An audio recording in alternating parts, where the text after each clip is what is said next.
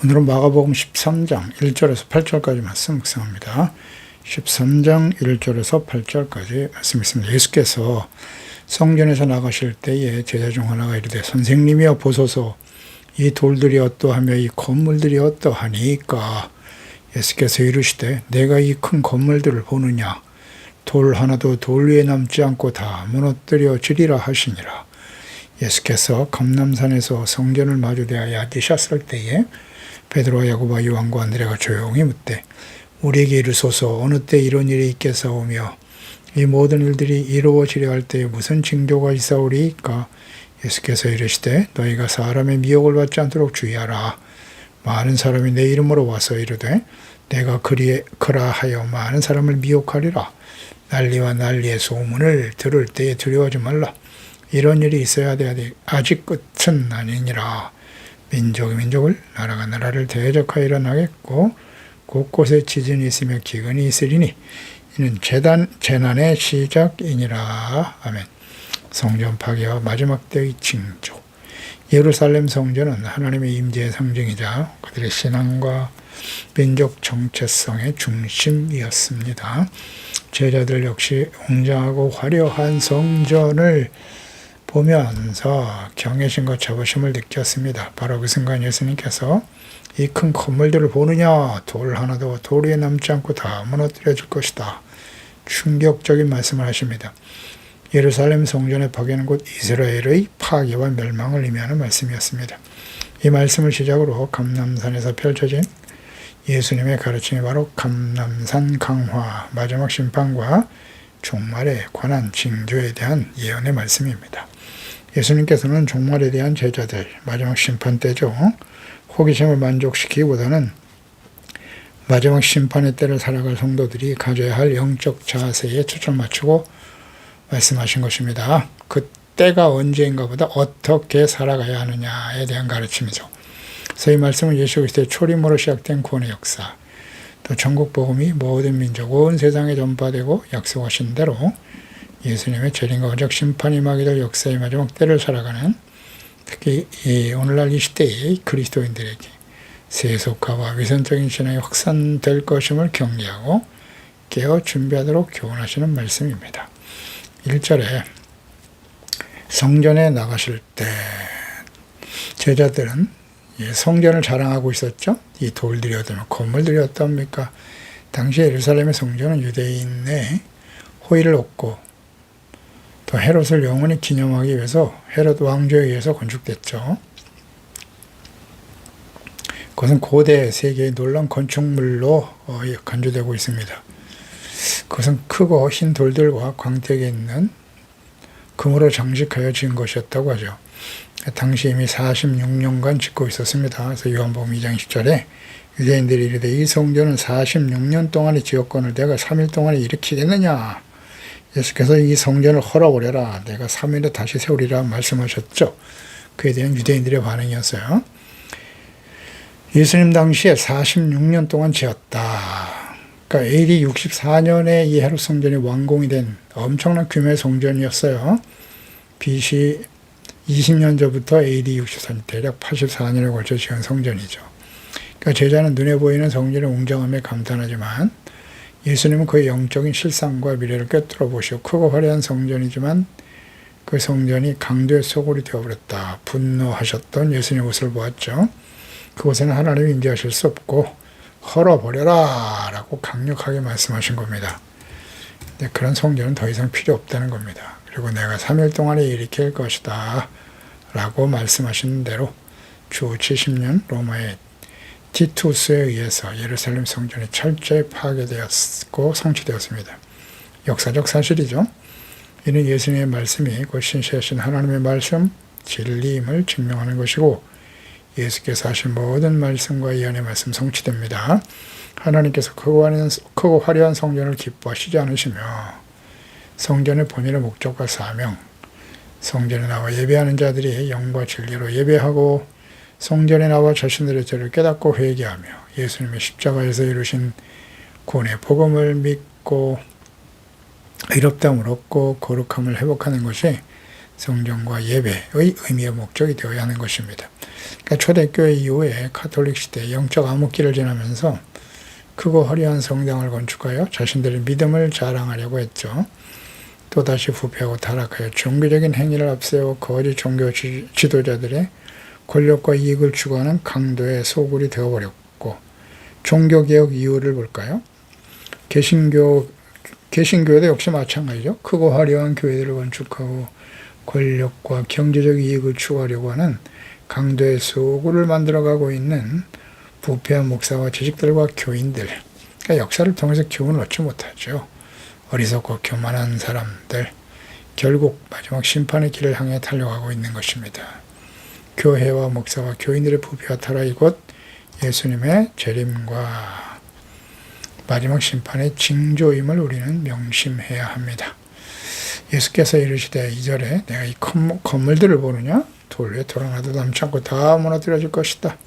그 화려한 건물을 자랑하는 제자들, 이 시대의 교회가 외형적인 성장, 웅장한 건물, 세상에서 출세하고 권력과 부를 가진 교인들이 가득하고 이것을 축복이라고 여기는 교회와 교인들, 참된 성전은 건물이 아니에요.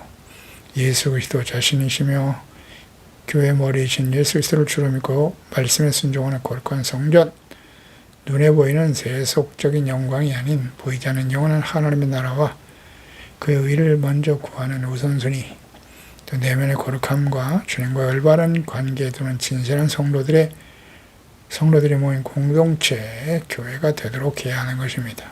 그러나 과거 역사를 통해서 교훈을 얻지는 못하는 교만하고 어리석은 하나님의 백성과 자녀들은 또다시 부패하고 타락하여 마지막 심판을 향해 지금 달려가고 있는 것입니다. 그 마지막 때의 징조를 세상에 두지 말라. 마음에 하나님이 없는, 하나님의 존재를 인정하지 않는 사람들이 살아가는 이 세상은 원래부터 부패하고 타락했어요. 하나님이 없는데요, 마음속에. 하나님 인정하지 않는 세상은 악할 수밖에 없다고요. 그러니까 심판의 징조는 세상에 있는 것이 아니라 교회와 목사와 교인들의 부패와 타락에 있음에 주목해야 하는 것이에요. 세상은 원래부터 악하다니까요. 교회, 목사, 그리스도인들이 부패하고 타락했는가? 잘 지켜봐야 돼요. 돌 위에 돌 하나 남지 않고 다 무너진다. 말씀대로 AD 70년에 다 멸망당하고 말았습니다.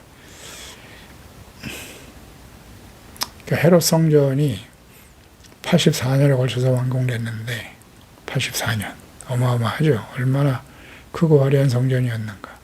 그런데 6년 후 로마에 의해서 건축된 지 완공된 후 6년 만에 돌 위에 돌 하나 남지 않고 로마에 의해서 다 파괴되었다고요. 이스라엘은 멸망당해서 온 세상에 흩어지고 말았죠. 그러니까 예수님을 십자가에 못 박아 죽여야 한다고 소리쳤던 유대인들을 생각해 보세요. 그들이 뭐라고 소리쳤어요? 마태복음 27장 23절에 빌라도가 이르되 어찌미냐 무슨 악한 일을 하였느냐. 빌라도는 아무리 예수님을 신문해도 사형에 처할 죄를 찾아내지 못했죠. 놓아주려고 했습니다. 그럴 때 그들이 더욱 소리질러 이르되 십자가에 못 박혀 하겠나이다 하는지라. 빌라도가 아무 성과도 없이 도리어 밀란이 일어나려는 것을 보고 물을 가져다가 우리 앞에서 손을 씻으며 이르되 이 사람의 피에 대하여 나는 무죄하다. 너희가 당하라. 백성이 다 대답하여 이르되 그 피를 우리 자손에게 돌릴지어다 소리쳤죠. 그 죄값으로 인해서. 그 말이 얼마나 무서운 말인데. 예루살렘은 멸망당했습니다. 그리고 온 세상이 흩어져 2000년 동안의 나라가 회복되지 않았어요. 나라를 잃어버렸죠. 사라져버린 거죠. 2000년이면. 난민으로 흩어져 살아가면서 혐오의 대상이 되고 고통 중에 살아갈 수밖에 없었다. 우리는 역사를 통해서 확인할 수 있죠. 이는 과거 광야에서 가나안 땅에 들어가기 전 하나님께서 모세를 통해서 경고하신 말씀과 이를 깨닫지 못하고 하나님을 버리고 우상을 선택한 열왕기 시대, 사람이 왕이 돼 왕이신 하나님을 버리고 사람이 왕이 되어 다스리는 시대죠. 그들의 역사적 심판, 북이스라엘은 아수르, 유다는 바벨론에서 멸망을 당하죠. 이 역사적 교훈을 얻지 못한 태도이라는 것을 알 수 있어요. 신명기 28장 1절 이하에서 하나님의 말씀을 듣고 지켜 순종할 때 주시는 축복의 약속과 15절부터 그러나 그 계명의 말씀을 지켜 행하지 않고 불순종할 때 주시는 저주의 심판의 내용이죠. 15절에 내가 만일 내 하나님 여호와의 말씀을 순종하지 아니하여 내가 오늘 내게 명령하는 그 모든 명령과 규례를 지켜 행하지 아니하면 조건절이잖아요. 이 모든 저주가 너에게 임할 거다. 너에게 이를 거야. 여호와께서 너에게 선을 행하시고 너희를 번성하게 하시를 기뻐하시던 것 같이 이제는 여호와께서 너희를 망하게 하시면 누가요? 하나님께서요. 망하게 하시며 멸하기를 기뻐하시리니 너희가 들어가 차지할 땅에서 뽑힐 것이고 가나안 땅 약속의 땅이잖아요. 여호와께서 너를 땅 이 끝에서 저 끝까지 만민 중에 흩어버릴 것이고 네가 그곳에서 너와 내 조상들이 알지 못하던 목석 우상을 섬길 것이다. 이미 예언으로 하신 말씀이잖아요. 약속이잖아요. 언약이잖아요. 지켜 행하지 않으면 명령과 규례를 지켜 행하지 않으면 이렇게 될 거라고. 그게 이스라엘의 역사예요. 하나님의 말씀은 진리입니다. 저주와 멸망의 대상이 되는 사람들이 누굽니까? 언약의 백성 이스라엘. 오늘 이 말씀을 그대로 적용시켜야죠. 예수 그리스도를 믿고 구원받은 교인들, 그리스도인들도 이와 같이 될 수 있다죠. 있다. 여기에 주목해야죠. 구약시대 이스라엘 백성과 오늘날 이 시대 그들은 언약의 백성이 우린 이방인이 이방인. 응? 예수 그리스도를 믿고 구원받아 하나님의 거룩한 나라의 백성으로 참여하게 된 놀라운 기적과 은혜를 받은 사람들이 하나님의 말씀을 듣고 지켜 순종하지 아니하면 어떻게 되겠어요? 행위 구원이 아니에요. 구원을 은혜로 받는 거라고요. 예? 그렇죠? 구약시대 다시 강조합니다. 구약시대에 애굽에서 구원받은 이스라엘 백성들 그들이 구원받은 때 한 일은 아무것도 없어요. 하나님의 10가지 재앙을 쏟아내시고 홍해를 갈라내시고 절대적인 은혜로 구원받은 거예요. 구원받은 이후에 약속의 땅에 들어갈 때 하나님의 그 전의 광야에서 시내산에서 계명을 주신 거예요. 구원받은 사람은 이 말씀을 지켜라. 하나님의 자녀답게 살라는 거잖아요. 그렇지 않습니까? 뭐 어렵나요? 자, 그러면 오늘날 우리가 예수 그리스도를 믿고 구원받았어요. 우리가 구원받는데 행위로 구원받습니까? 아니요. 절대적인 예수 그리스도의 십자가 대속의 은혜로 구원받은 거예요.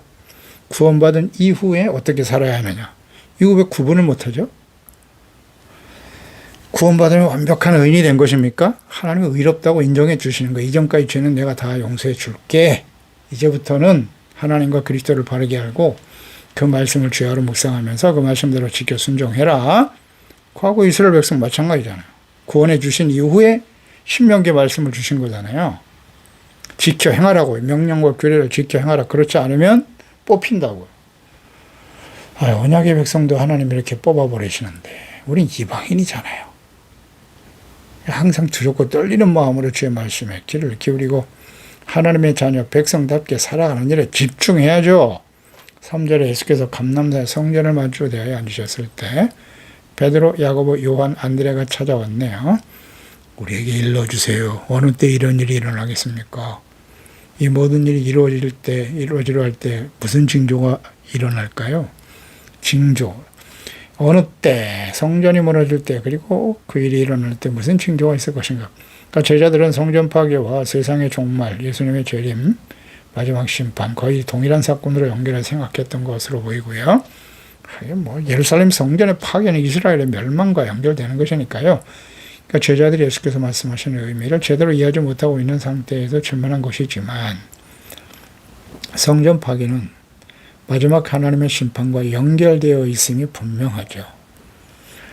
성령으로 거듭난 이후에 깨닫게 되었겠지만 성전과 거짓 목자들, 언약의 백성들의 부패와 타락, 이 시대의 교회와 목사와 조직과 교인들의 부패와 타락, 이 마지막 심판이 임박했다는 분명한 징조와 증거가 되는 것입니다. 그래서 우리는 어떻게 살아가야 하는지에 집중해야 돼요. 언제가 중요한 게 아니에요. 그 시기는 오직 하나님 아버지만 아신다고 했으니까요.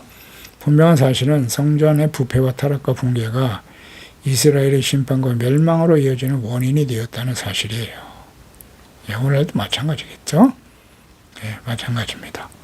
과거 교회와 성령이 거하시는 마음의 성전을 가진 그리스도인들, 개인이 부패하고 타락하고 강도의 소굴이 되어버리고 있다는 사실에도 주목해야 합니다. 그 성도 한 사람 한 사람 모인 곳이 교회니까요. 그래서 고린도전서 3장 16절을 항상 기억해야 돼요. 너희는 너희가 하나님의 성전인 것과 하나님의 성령이 너희 안에 계시는 것을 알지 못하느냐. 누구든지 하나님의 성전을 더럽히면 하나님이 그 사람을 멸하시리라. 하나님의 성전은 거룩하니 너희도 그러하니라. 거룩한 성전, 성전이 거룩한 이유는 거룩하신 하나님께서 그곳에 임재하여 계시기 때문이에요. 그런데 우리의 마음이 온갖 우상 숭배와 재물, 더러운 죄악으로 가득하다면 거기 하나님이 계실까요? 그런 사람들이 모여있는 교회 안에 하나님이 계실까요? 간단한 진리입니다. 그래서 항상 우리의 마음의 성전을 거룩하게 하도록 준비해야 돼. 씻어내야죠. 거룩은 성결이잖아요. 성결. 죄를 깨닫고 회개하고 용서받고 의롭다함을 회복하는 것이고, 구별이잖아요. 구별. 세상 사람과 달라야죠. 삶의 방식, 삶의 가치 기준, 삶의 우선순위가 달라야 되는 거예요. 하나님의 나라와 의가 언제나 우리의 삶의 우선순위 초점이 돼야죠. 삶의 목적이 되어야 하고요. 진정 그러한가요? 성전의 파괴와 마지막 심판 때의 징조. 그 첫 번째가 5절 6절이네요. 사람의 미혹을 받지 않도록 주의해라. 많은 사람이 내 이름으로 와서 이르되 내가 그라 하여 많은 사람을 미혹할 거야. 성전이 파괴되는 징조. 이스라엘의 멸망과 마지막 심판 때 일어날 징조. 그 첫 번째 바로 거짓 선지자들이에요. 과거 이스라엘의 역사를 한번 살펴보세요. 구약시대 이스라엘의 멸망의 원인이 무엇이죠? 성전의 거룩함을 상실한 거예요. 우상이 가득하고 그 역할, 주도적 관한 사람들은 누구예요? 대제사장들과 레위인들이죠. 선지자들의 부패와 타락이 원인입니다. 그러니까 성전 제사가 사라지고 더럽혀지고 하나님이 거기 계실 수가 없는 거죠. 따라서 마지막 심판 때 교회를 이루고 있는 그리스도인들의 마음의 성전이 부패하고 타락하게 되는데, 주도적 역할을 하는 자들이 누굴까요? 목사겠죠, 목사.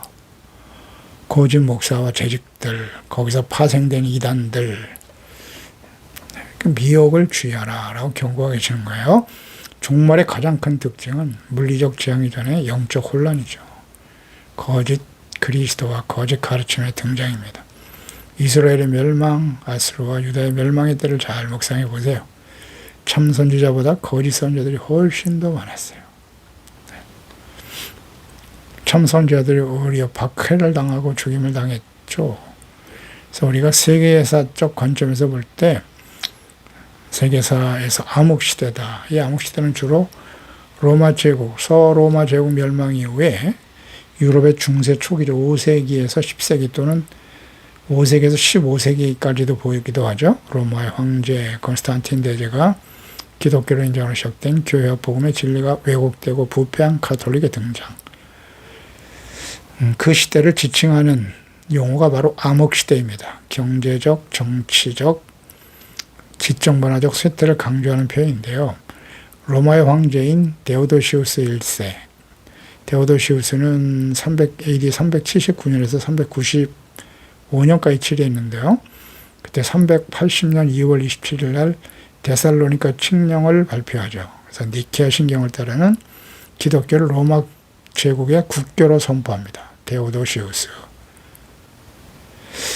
이때 선포한 때에 로마의 크리스찬들이 75%였다 그래요. 75%. 대단하죠. 그래서 391년에는 이기적 행위를 전면 금지했고 392년에는 로마 제국 전역에 기독교를 국교로 선택했다는 거죠. 이후 정치와 종교가 하나를 이루는 부패한 권력의 중심에 선 캐톨릭은 복음과 진리의 빛을 잃어버렸죠. 부패하기 시작했어요. 75%가 크리스찬이었었는데 뭔가 시사하는 바가 있죠. 이 역사를 잘 확인해 봐야 돼요. 로마가 멸망했다고요. 기독교인이 75%나 되는데. 카톨릭, 진리의 빛을 잃어버린 거예요. 카톨릭 때문에 망한 거죠.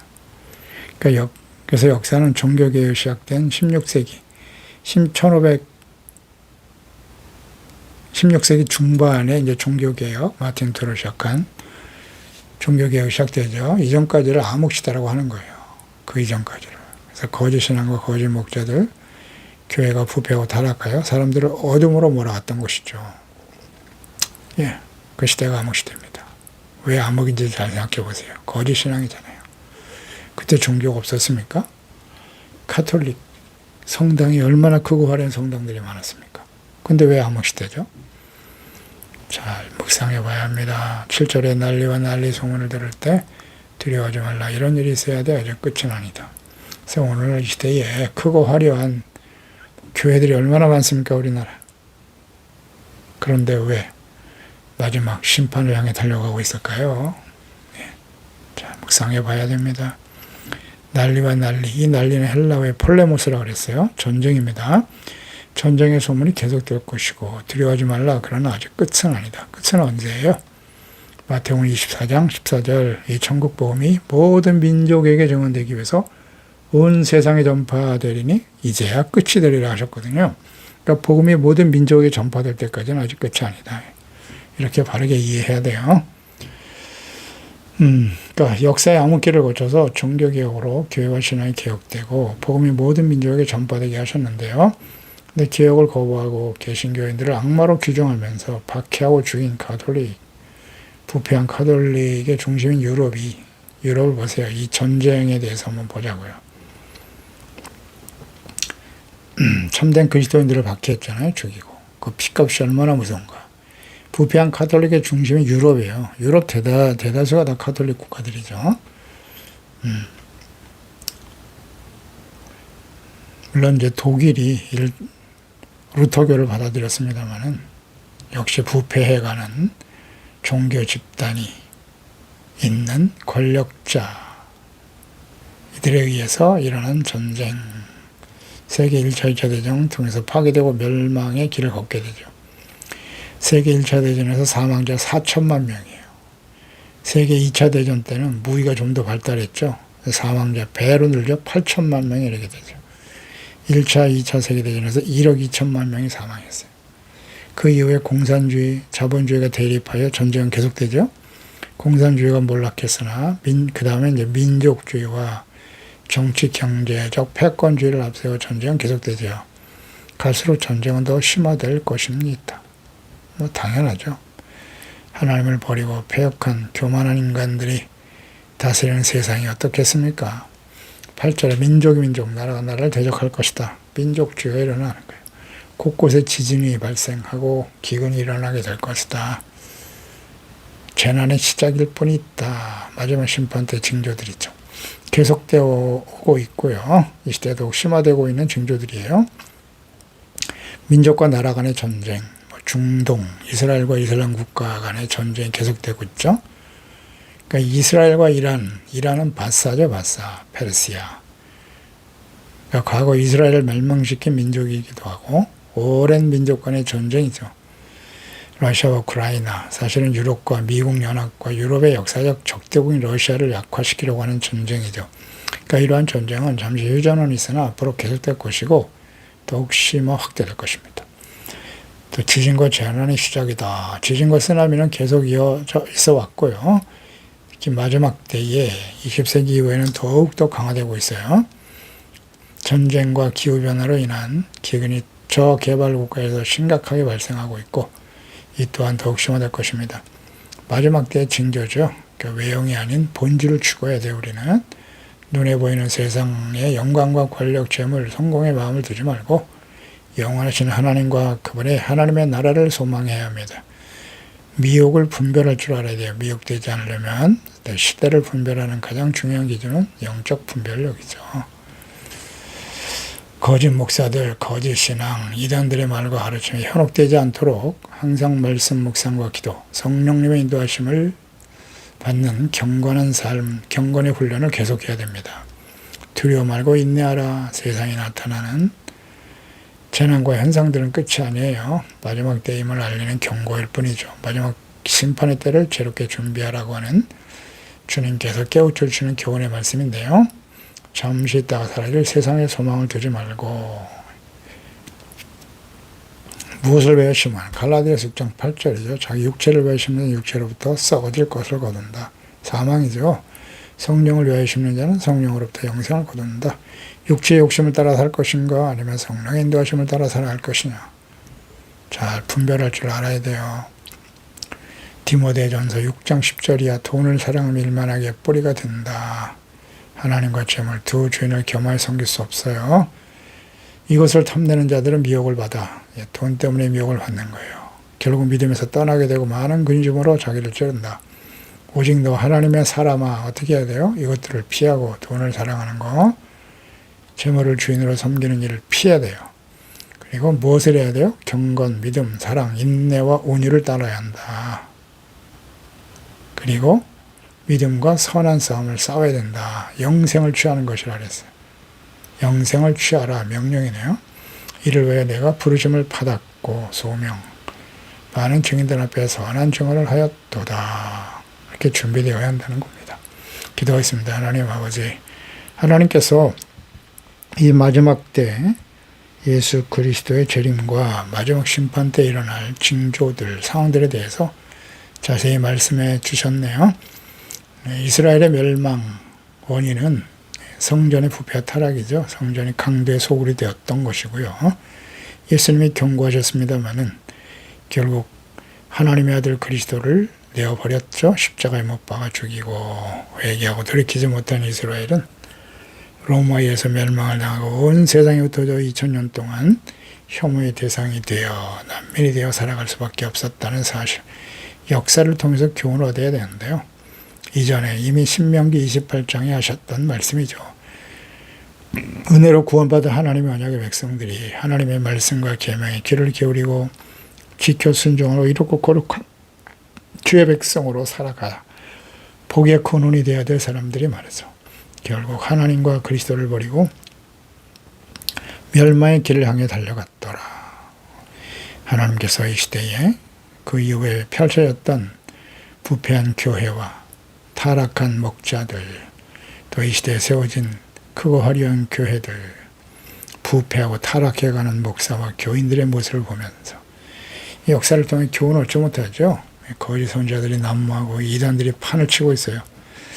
이걸 보면서 깨닫지 못하는 교인들이 얼마나 많은지 유효상종이죠. 같은 마음을 갖고 있기 때문일 텐데 하나님보다 재물을 주인으로 섬기려고 하는 악한, 패역한, 어리석은 자들을 분별하지 못하고 함께 멸망의 길을 가고 있는 이 시대에 우리가 살고 있사옵나니 주여 이 말씀을 듣는 하나님의 자녀들, 우리 자녀들만큼이라도 근신하고 깨어있게 하시고 오직 경건과 믿음, 사랑과 인내, 온유를 따르며 믿음에서 선한 싸움을 싸워 영생을 취하는 지혜로운 하나님의 자녀들 다 되게 하소서. 예수님의 이름으로 기도드리옵나이다. 아멘.